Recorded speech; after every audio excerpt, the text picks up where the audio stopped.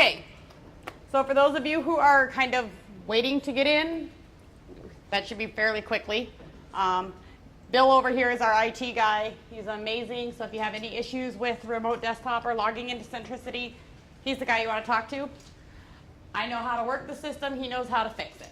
So just so we're clear on that.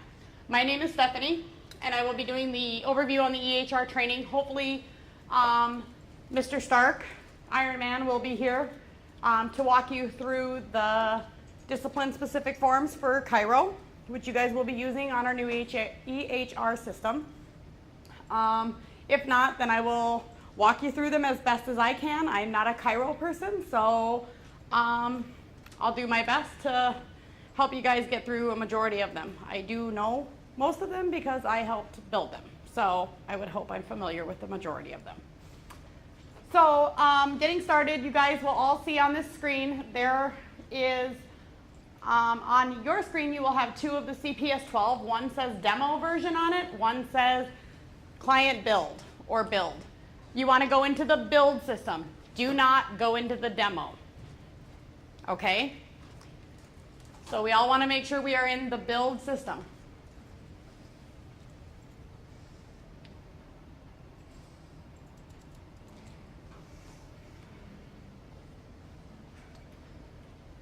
So when you are all logged in, you guys will see a screen that pops up that looks like this.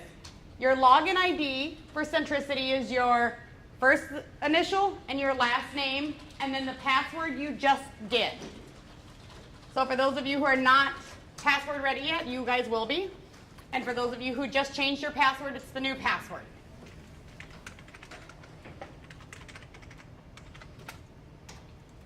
Do not worry about the location of care. That will automatically pop up when you are in there. If you guys get this, just click yes or okay, because it will say something. You might get a user certificate.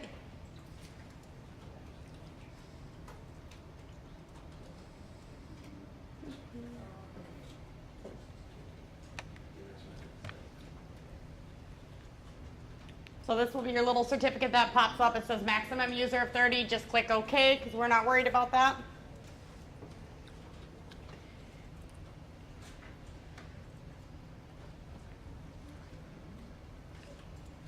So I'm going to kind of shrink down my little screen here. I'm going to go back between screens, so you'll just kind of ignore me. When you are logging in and logging out, you guys will pop up. This should be on your screen right now. The chart. Got chart, scheduling, registration, and a bunch of other different features. We will be accessing the chart. So if you guys want to click on chart,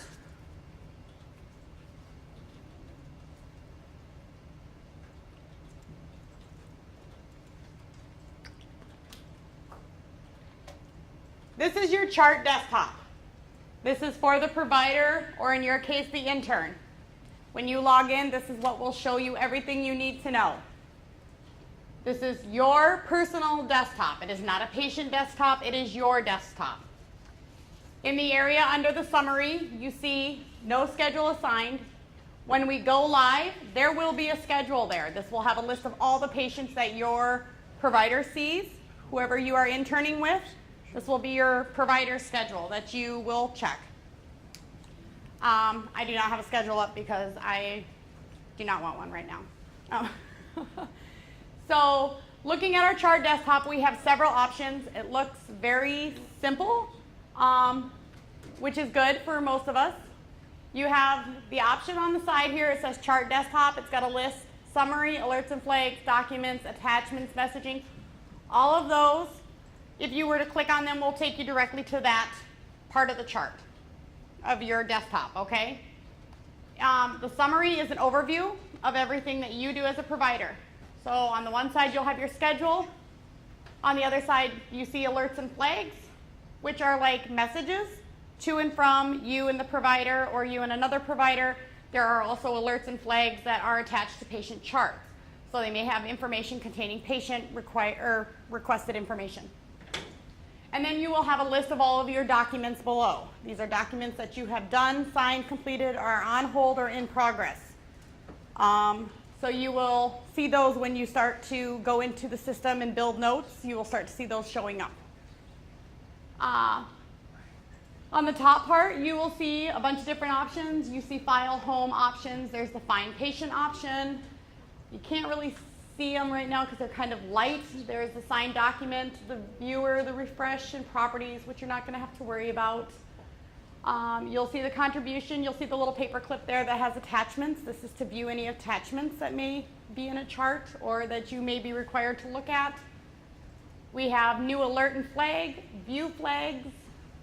You won't have to worry about importing chart summaries. You'll have the print option, and then you have setup commands, which you won't really have to worry about. Kind of going in the direction, our next thing we're going to go over is the alerts and flags. This is that little area right here that you see on mine, which happens to be blank. If you were to click on new alert or flag, it's going to pull up an alert or flag box. Underneath this box, you will see to location, which you may have a location, some of you may not.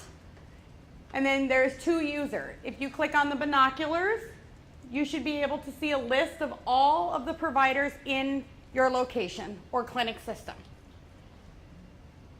There is a little X there for removing providers that you accidentally click on that you did not want to have in this list.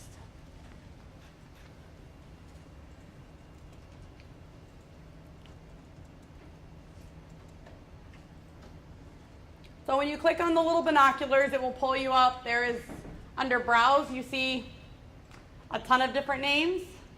And worst case scenario, if you can't find it, you should be able to click the search and type in a provider name as well. So if I clicked in this and I started to type in, it'll give me the list of a provider with that last name. Okay?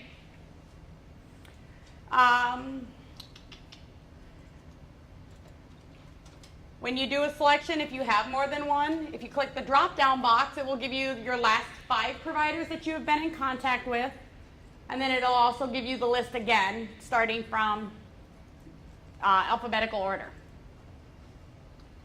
You can also start to type in the last 4 of the provider last name if you know it, and it should pop it right up as well. So there are several options for locating a provider that you need to send to. If this is the provider you wish to send to, you would just click that and it'll pull it up. Okay, if you have more than one, it will click it, you would click it in the box, and then you would go on to your next provider. Okay? On the other side here, you have a window that says Properties. Under Priority, there is Normal, Important, and Urgent. These are kind of little symbols, just like in our email, that tells us if it's something that could probably wait. Pretty important that maybe it should be read as soon as possible, and then urgent meaning it needs to be read right away.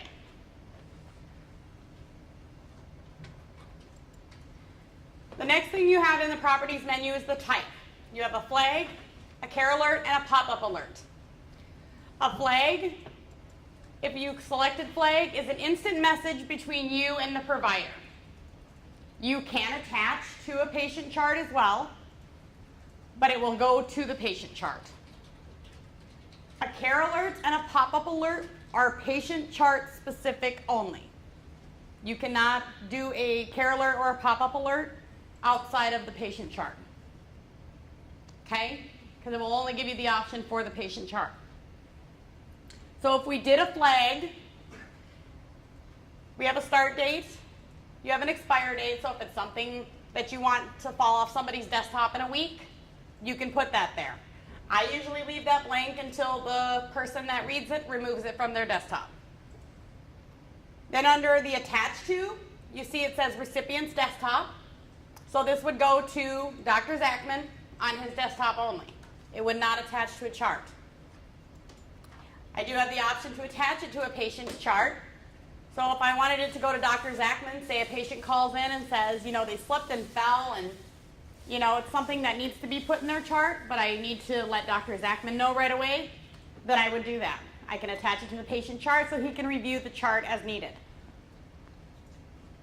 In this case, I don't need to attach it to his chart, but maybe I will.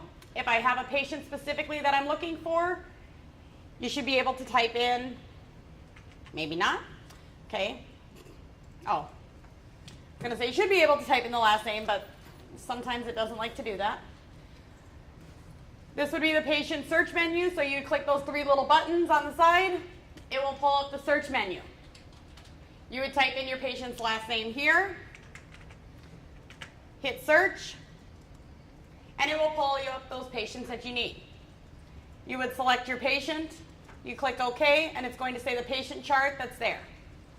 The subject is going to be the patient's name, and then your message would be whatever it is that the patient was needing. So a patient fell, concerned about hip dislocation on the right side, would like provider to call regarding treatment. That kind of thing. That then will be put into the patient's chart as well as with Dr. Zachman's desktop. If it's something that I want to write to Dr. Zachman, like we're doing lunch in the foyer at 2 o'clock, I don't want to attach it to a patient chart. So I would go to just flag, I would hit attach to recipient desktop, and then hit send after my message. If I were to do a care alert, it's automatically going to give me the patient chart option. If I try to click the down arrow, it's just going to tell me patient chart only. A pop-up alert is the same thing. It requires just the patient chart. There is no option for the recipient desktop. And a pop-up alert is a little window, just like an instant messaging window, that will pop up in the patient's chart every time the chart is opened for whoever opens it. If it's a user-specific pop-up, it will pop up just for Dr. Zachman. Okay? So if a patient has an allergy that's allergic to latex, maybe they don't want to use latex, or they prefer paper tape over Band-Aids, you know, those kind of things, you may want to have a pop-up alert on that chart. So the next person that opens that chart sees that that patient prefers no latex, or in a chiro case, they tend to prefer the activator over manual adjustment. So it might be something that you want to do a pop-up alert on that chart for the activator versus manual adjustment. Okay?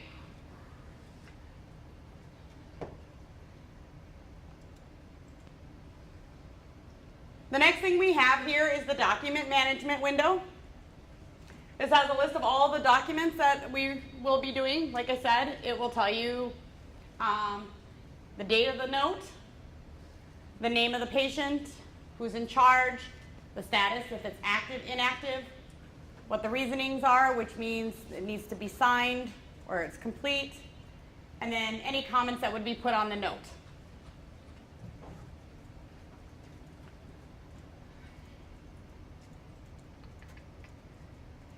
Getting into more of the patient part of it, we're going to go on to the patient desktop now.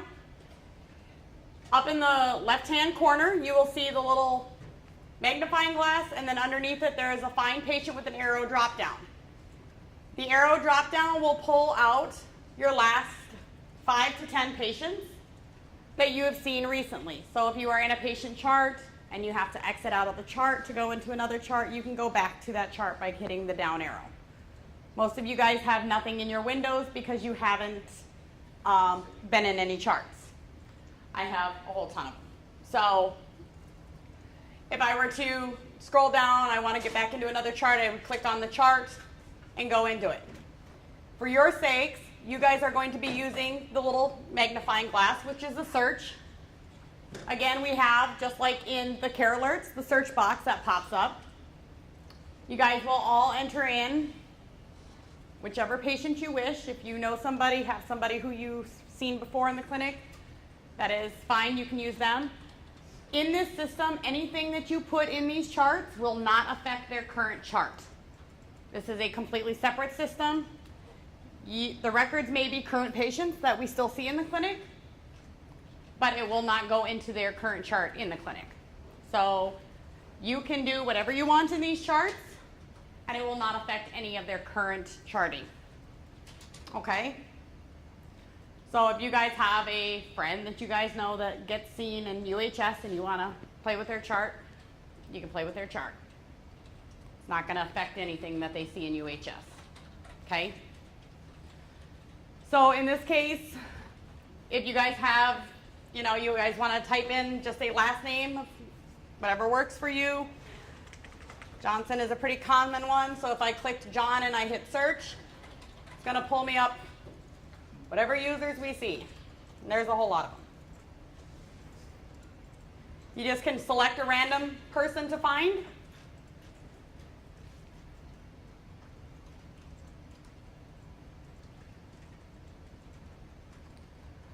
Once you have selected a random patient, you guys will now come to the next screen, which is your patient desktop. This is an overview of all of the patients that history, medical problems, general information that you need for that patient. If you also look up to the very top where the File, Home, and Options menu are, off to the right-hand side, you see the Find Patient box as well. This also helps you locate a patient if you're in a chart. There are some other little small things that you see on the side there. There is a little mail, which tells me that's my care alerts, because I don't have any in there because I deleted them all. I show 0 now. And then there's the little 0 next to the little document that tells me how many completed or open documents I need or have to look through and sign. Then you have the little kind of folder with the arrow kind of out in the corner. That's your log out. So if you log out of Centricity, that's your log out option. Then you have the little question mark. That is your help button. If for any reason you get stuck in Centricity, that little help button, if you click on it, will pop up a help menu, and you can type in whatever you are looking for, and it will find it if it is in Centricity. When you are looking at your patient bar, which is up top, you will now notice that the Find Patient is still there, but now the icons have changed. You now have a phone note, refill prescription, view update. We still have the new flag alert and the view flag alerts. You have the print button, you have a chart summary, more, and then setup commands. If you were to click on your new flag or alert, it's going to automatically pull up the flag, the care alert, and pop-up alert again.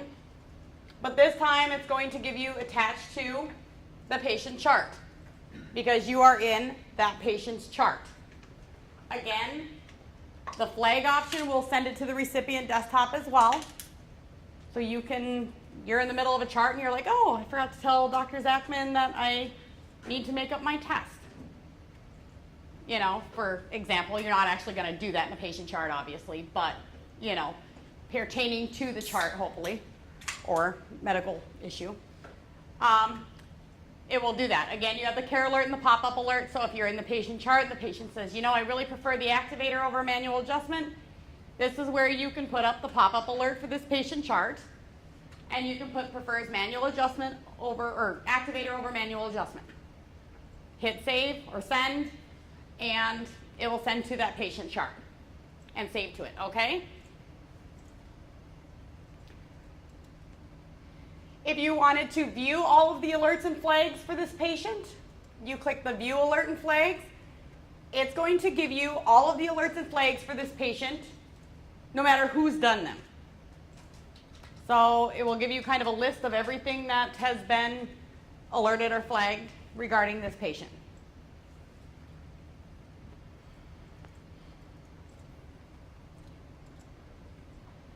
The option up here next to this, you have this little button here, it says Phone Note.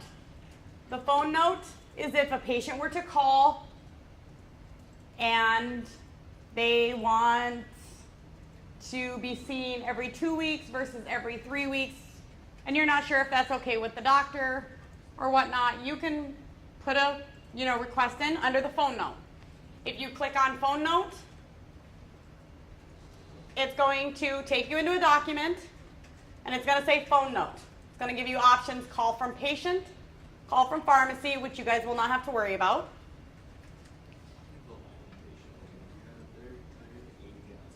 Mm-hmm. You can just type in your, you just type in whatever. No, last name first. Good search. There you go.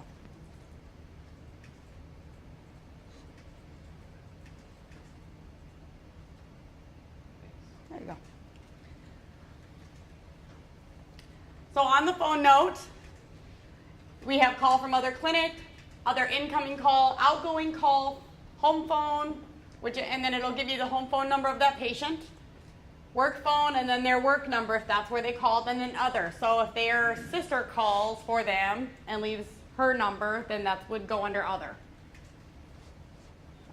You would just select the best option for the phone call at hand, select who it was, and you would then put your message in. If it was a call from an incoming, from another clinic, like a referral clinic that was sending in x-rays, you would, reason for call, referral information. The request is either to talk with the nurse, in your case it would be the intern, talk with the provider, or if they want somebody to call the patient back. The action taken would be the provider's been notified, and if the patient has been called, then you would put patient called at that time. The comment boxes underneath here are for the reason for call, the request, or the action taken as well. So if in the box you don't see what you're looking for, take that away. You hit reason for call, patient, x-rays being sent to provider. The request is to call the patient, review of x-rays, and the action taken. Obviously the provider was notified and the patient was called, and then this is the summary of call. So what did you talk to the patient about? Maybe you told the patient that his x-ray showed that he has a dislocated back or shoulder or hip or whatnot, and what the provider said to do for treatment-wise. Maybe he wants the patient to come in for 3 times a week for, an adjustment to realign the hip. If you were to click the little green button underneath it, says initial call taken by, it will pop in your name because you took the phone call.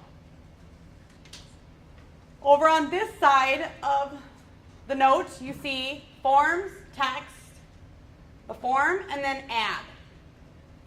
The form that we are using is the phone note form. We are not adding any forms to that unless it was something that we felt was specifically needed for that particular patient for any reason. If you click the blue button right above it that says text, if you click on that, that's going to show you the note. This is what it shows in the chart. Tells you the phone note, it was a call from another clinic, details for the reason of call, what was done, the review of x-rays, the provider was notified and patient was called, and what it was. And if there's a summary of call in there, that will be in there before the initial call taken. So we'll review what they said. At the end, when you are finished, you hit the little blue button up in the right corner that says end. Summary is if you wanted to kind of label this note. So this would be kind of a title of the note. So if somebody's in the chart, they can see, the phone note for, most people put, I would do a date in my case.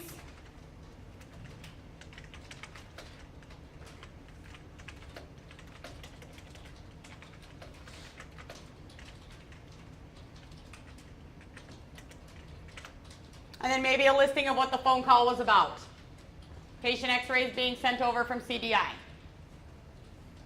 It's going to give the provider, if this needs to go to a provider different than who you normally work with, you would click down the arrow, you would select your provider as needed, If you can't find your provider, again, you would hit the binoculars, which is the search, and so forth. You have the next option, which is the route to, which is me. Everybody can click on me. It will route it to your own desktop. If you want to route it to the provider and not yourself, you don't have to click me. You would hit new, do your provider search.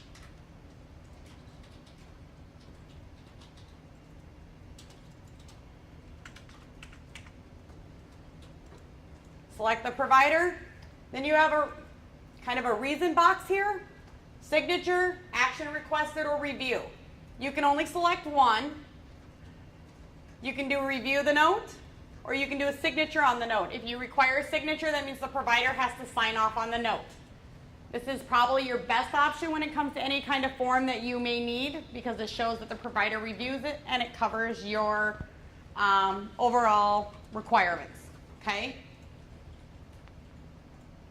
I prefer having a signature on all my stuff. The priority, if you select this, normal, important, and urgent again, so you can mark how you need it. And then you have a comment box, so if you need to provide comments to the provider at this time, you can do that. When you are finished, you click OK. You would hit sign document or hold document in your case. I don't think you guys have options unless you're a provider to sign a document. It will tell you that you are unauthorized to sign a document. And it will give you the hold option, which you can hold and send to your provider. So you guys will be required to send to your provider no matter what.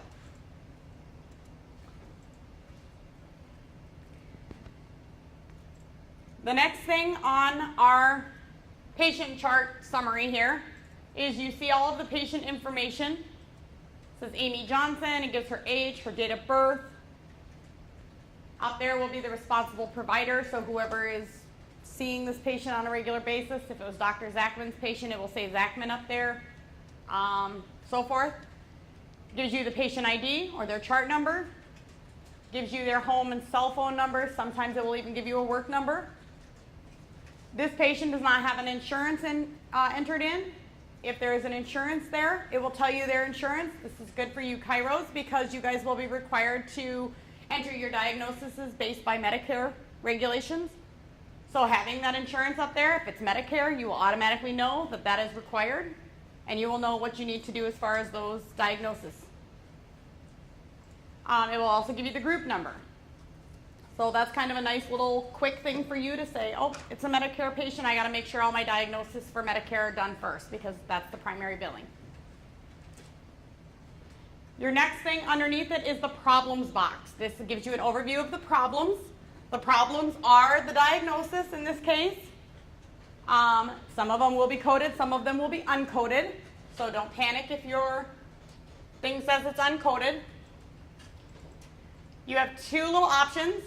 This option right here, if you click on that, will pull the whole screen up.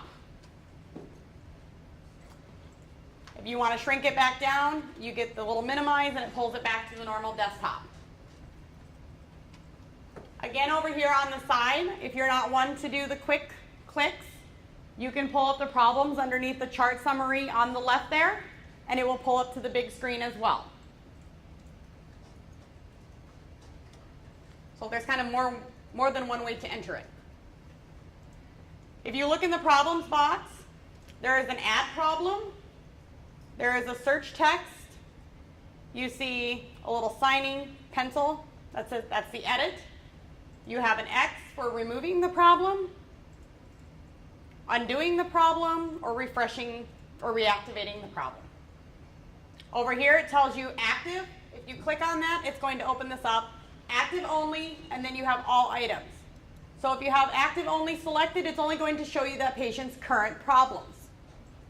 If the patient had an ongoing problem that was fixed and it is now not an active problem, it will not show up if you have active only on there, if it's been stopped. If it's something that they've been seen for previously that is no longer active, you need to hit all items so you can reactivate the problem.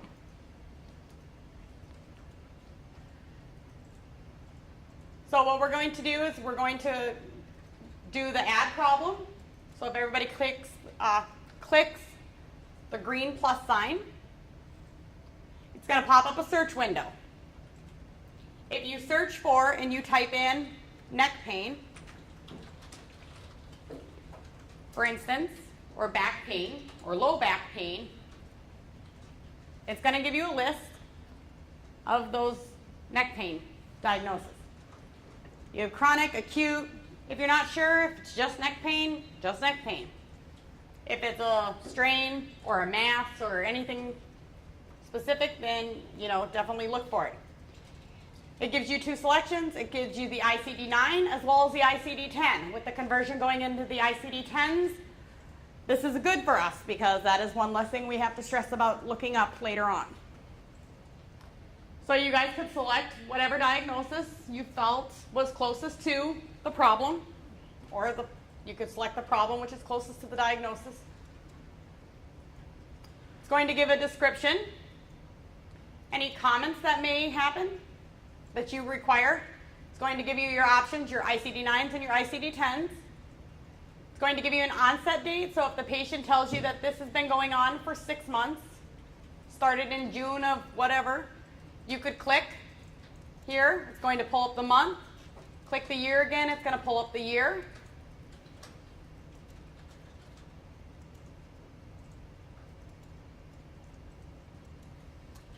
If you're not sure, they have an approximate. You can click the approximate and then select a date.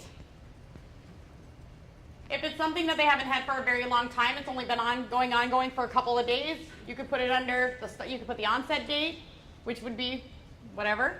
And then you could put duration 2 weeks or duration 3 days. If you are entering more than one problem, you can hit the save and continue. It will save it and keep it on this screen so you can go on to another problem. If you are just entering in one problem, you would select OK, and it's going to give you that.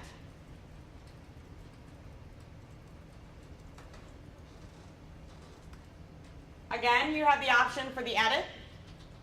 So if you needed to edit the problem, maybe the onset date was wrong, or it's in a case like a reactivation where you are going in, you would hit the reactivate and it will kind of bring you to the screen as well.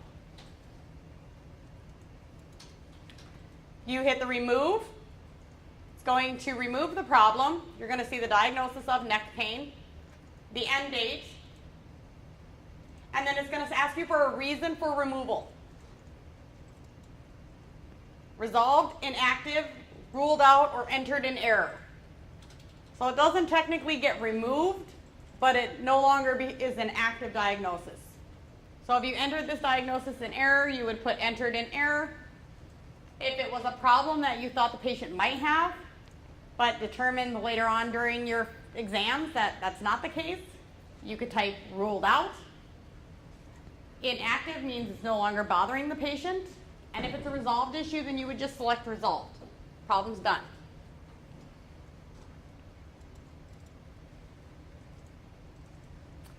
If you were to undo, it's going to pull you up into the problem, the active and the inactive, the effects on this date. You would click on that. You would put down, if you had an assessment, if you were doing a new assessment, you could type in your assessment on that. And then you would do that. If for some reason we inactivated this one under resolved or inactive, and then the patient comes in 6 months later with the same problem, it's happening. You should be able to pull it up, and I don't know why it's not going to. Oh, it would help if I changed it. All items.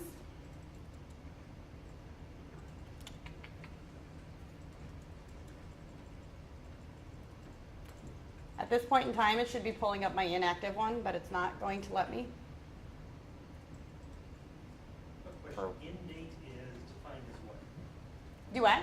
In date is defined as what? The end date is defined as if whenever the problem stopped, or Well, that's what I'm trying to figure out, because it kind of is the sense yeah. in here. And it would probably be more like if they had the flu. That would probably be more when you use an end date. If they were seen at a clinic for the flu or. Patient fell down yesterday, they came in, put an end date of today, then it shows a duration of 1.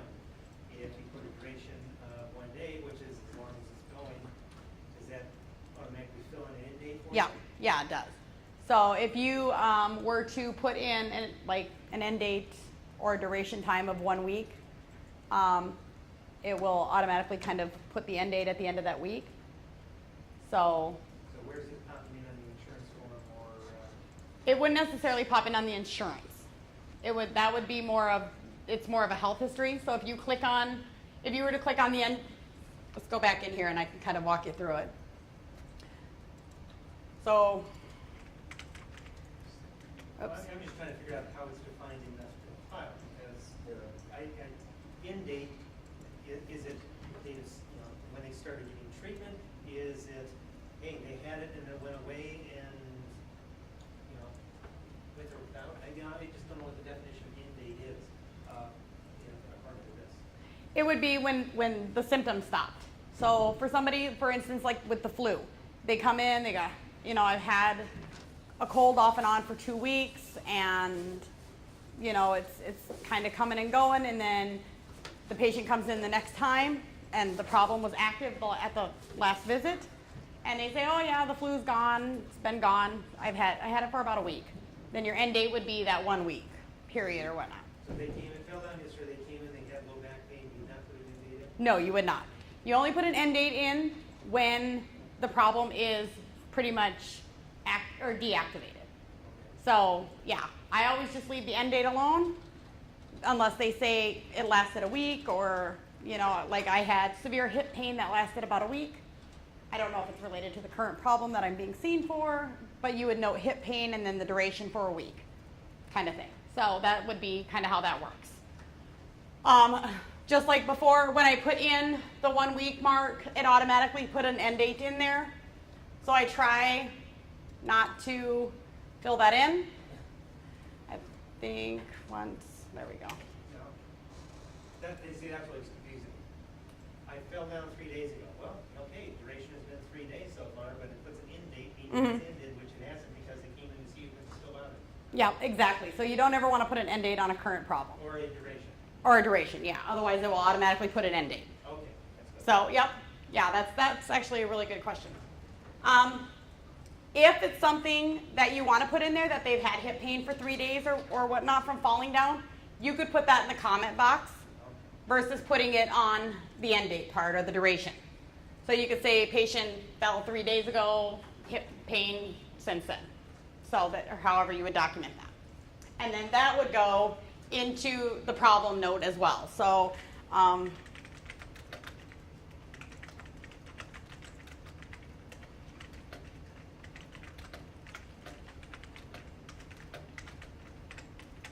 so if I did that, and then I clicked OK, it's going to put that comment underneath it. Okay? So if at any time you need to edit that comment, you could go and click the edit problem, and you could change that comment to a new comment or, whatever you would need. Okay? Let's see here. So I lost my train of thought. Our next thing is going to be on the patient desktop, the medications box. Again, you can select that as well from the left side here. So if you clicked on medications, it'll pull up the large box. It's the same general idea as entering in the problem. All medications can be entered in here, even if they are not prescribed by you. You would again hit the plus sign. Under this, you would type in your medications. If they are taking ibuprofen,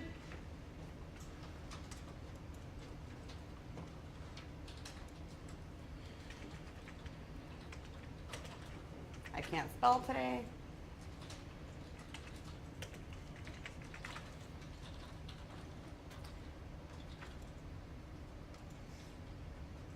If you clicked on reference list, this will take you to an overview of all medications. We do not have custom lists set up for chiro.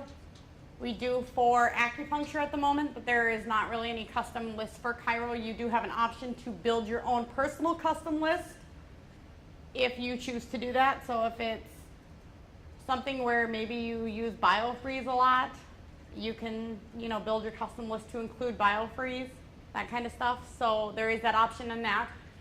Your reference list, like I said, is a general database of all medications. So if you were to type in ibuprofen and hit a search, it'll bring up every possible ibuprofen product that you can think of. All sorts of different Advil, cold and sinus, things like that, even over the counter. So you would just select what one they're on. It gives you the option. So they're taking that, you click OK. It will automatically pull it up into the defined medications. Under this is where I would suggest, if it's not something that you have prescribed, which you guys don't prescribe anything, you can put under the comment box, if it's a prescribed by the PCP, you could put PCP prescribed. This was a big thing with massage therapy, because they were concerned that they don't do any diagnosing or medication prescribing as well. So they were really concerned about, well, what if we do this? Then it's going to say we're prescribing. No, it doesn't. You can put it in PCP prescribed, and that relieves the downfall of legal parts, because then that's telling them that the PCP prescribed this. Again, to do anything else, you would hit save and continue. If you wanted to go back and add another one, click reference list, do your search, and so forth. If you're done, you just click OK. It's going to pull up that medication. Because we're not prescribing, we're not going to worry about the instructions or the last prescription. And obviously we don't put a stop date unless the patient says it was stopped. Again, this has the same kind of general overview as far as the problems. You have your edits, your removes, your active onlys, all items, those kind of things. So you can select accordingly as needed. Your next box is the allergy box. So if I shrink that down, it's going to go back into my little, there we go. You have the allergy box here. You can also select it off to the left side again.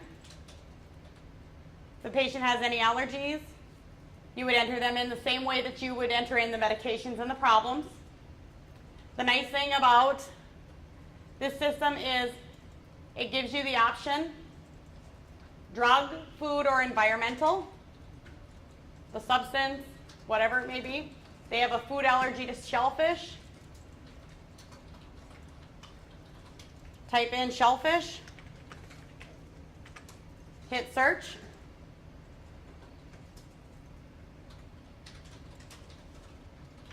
Maybe it's not going to let me.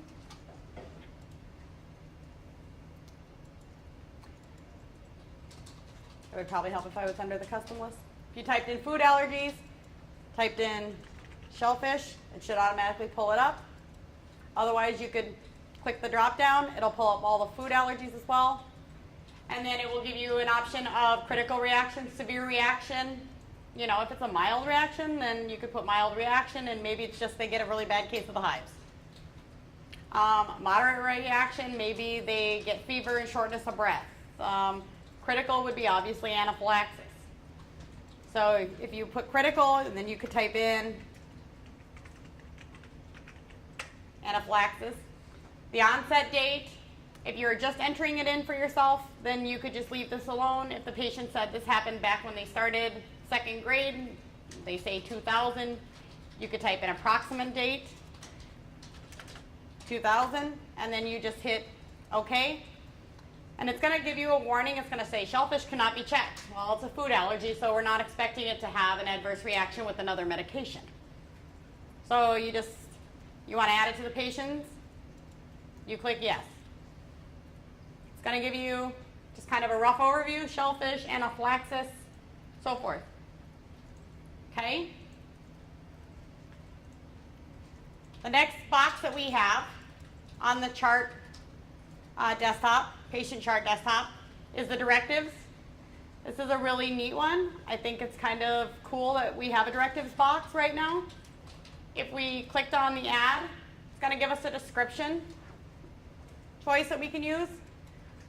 If you click the drop-down menu, it's going to give you a bunch of different ones. If your patient has a HIPAA disclosure on file, we could clip that. Click Save and Continue. It's something we do. We can type in any of these boxes as well. So we can type in the allergies, you can type in all that. So anytime it's not in the drop-down, you can also type it in. They have a Chiro consent on file. You can put the start date, click OK. It's going to put that on file too. So in your cases with like outcome measures as well, you can put this under directives. Maybe they did the keel.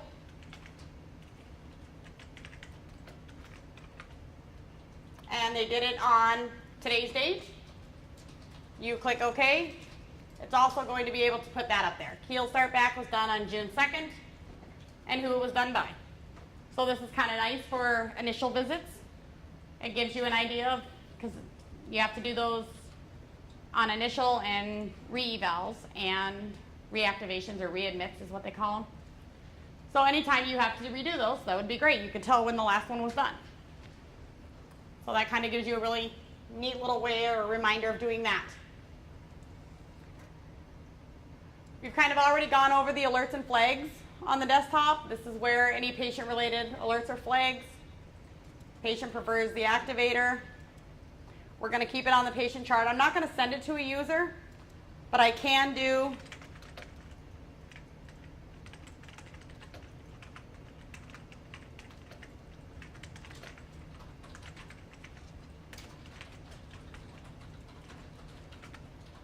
and then I can do a pop-up alert. So the next person that's in this chart is going to get a pop-up alert that tells them that this patient prefers the activator over a manual adjustment. Okay?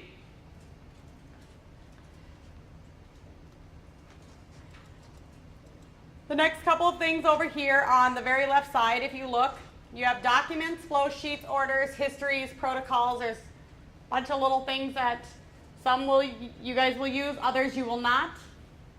The documents, if you were to click on that, is going to give you a list of documents that are in that patient's chart.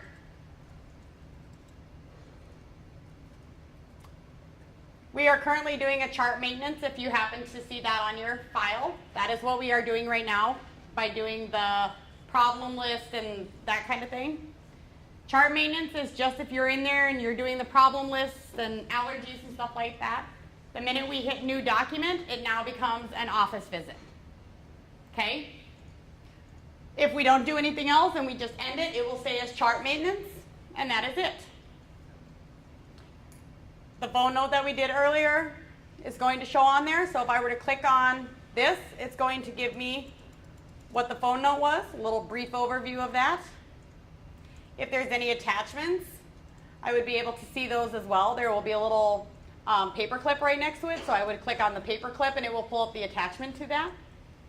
If I need to attach, because this was an x-ray, for instance, and I wanted to attach a copy of that x-ray to this phone note, you would click the attachment button, and it will take you into the document management area, and you would find your document and attach it to that note. Okay? Because there's nothing in there, I can't attach it. Flow sheet. We do have these set up for kind of a Chiro flow sheet for you guys, so this one is not like that. We do have one that has the outcome measures on there, so it will have the date underneath the outcome measure of the last one they've done, height, weight, I think there's BMI in it, and a couple of other things. So this will kind of give you an overview of the flow sheet of what they've had done. So that's kind of nice. The next one we have is the order screen. We will get a little bit more into this when we are going through the actual note itself. but you can add and change orders in this screen if you don't want to go into a specific note to do it. The histories gives you a nice little overview of family histories. We will not really be using this as much. The note that we're using for the family and social history is a CCC form, which means it is part of Centricity itself. So if it goes right, it should pull into this portion of it. Knock on wood, it should. I like to say that because not everything goes as planned. Protocols are not set up yet for Cairo. We are hoping to maybe have some set up for Cairo. Protocols will be a list of things such as when we go into our doctor and it says, oh, your tetanus was due, you were due for a tetanus 2 months ago. Those are the protocol types that they use. Usually it's regarding immunizations or vaccinations, blood draws or labs for people who are diabetic, things like that. We will be setting up Cairo protocols for outcome measures, things that we will use chiropractic-wise. So you might get a protocol that states a patient hasn't had an outcome measure done for 30 days. If that's the case, it might be something where they just sort of only had 3 visits in 30 days. So you'll be able to kind of click over those protocols and dismiss the ones that don't need to be done and do the ones that do. Graphs, you're not going to really have to worry about unless you're maybe dealing in the pediatric part of it, because that's more of like your pediatric, your growth charts, things like that. Handouts, we will eventually have handouts. I don't know if they're going to necessarily be under this tab or if it's going to be something that we'll have to pull off of our own system for patient education, that kind of thing. We are still in the process of determining how we're going to use that. You're not going to really have to worry about registration or your setup links. Do we have any questions on anything right now that may have anybody confused? Everybody's pretty much good to go on the overview. I touched base on everything that you guys are going to need to know. Okay, that's a good sign. No questions? We're good. Does anybody need to take a little bit of a break? Kind of stretch your legs? I know it can kind of be a little tedious. Do we want to maybe pause for a few, take a little stretch? Okay. Why don't we go ahead and you guys can take a little quick 10-minute break. We'll come back and we'll get into hopefully the document specific with Tim if he shows up. If not, I will be drilling him through.